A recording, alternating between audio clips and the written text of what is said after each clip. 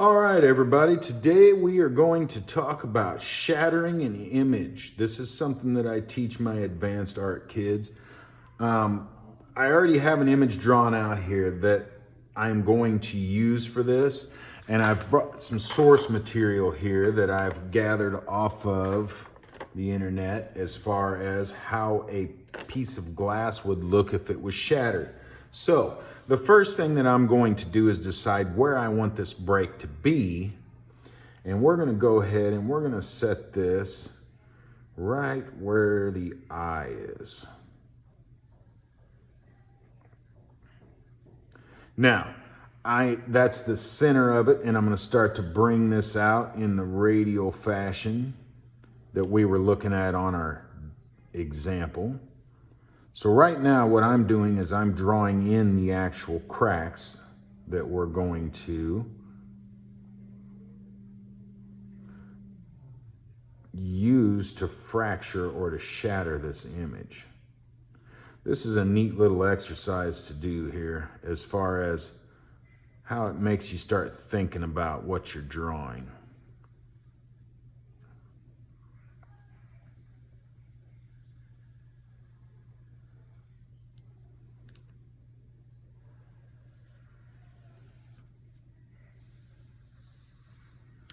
I'm going to get plenty of lines in here to break up my space.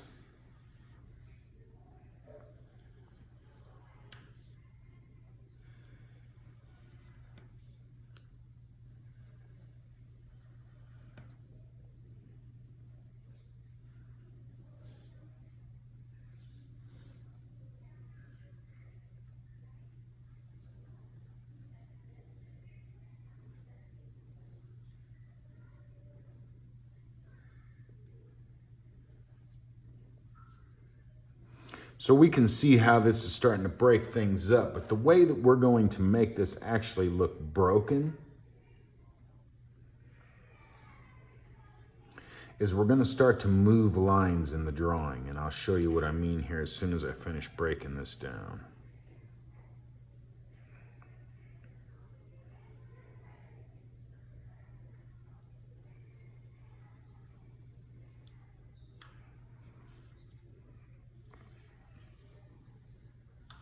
All right, so now that we broke the mirror or broke the glass that we're looking at, we're going to start shifting lines within this drawing. So let's use this area here as an example real quick. We see how this line all connects here.